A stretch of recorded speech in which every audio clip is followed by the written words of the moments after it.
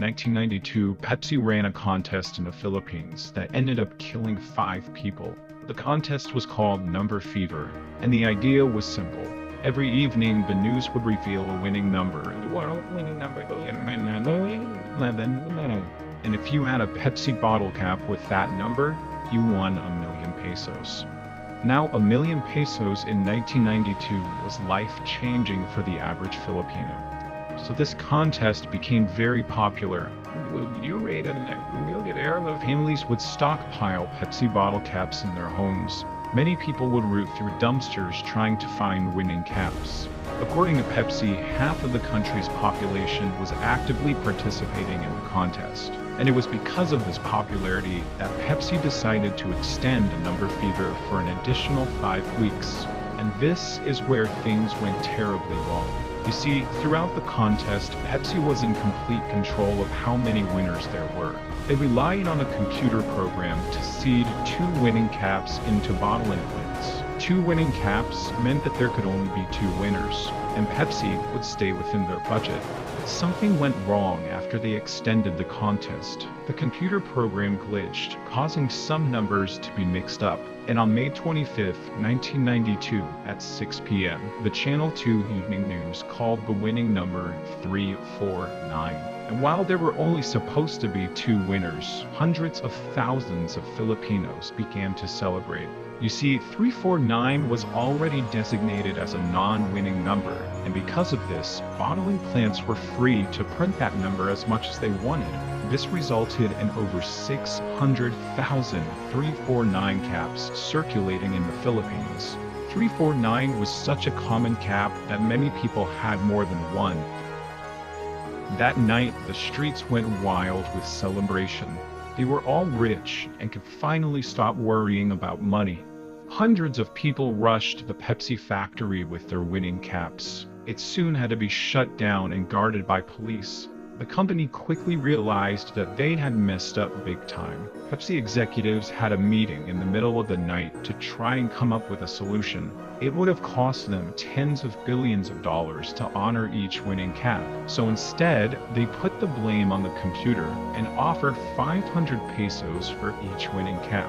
Now, 500 pesos was only around $18. This was 0.05% of the original price. And while some took them up on this offer, most refused and became even more angry. They didn't care about some computer error. Pepsi was a multi-billion-dollar corporation. In their eyes, they had to honor the full prize amount.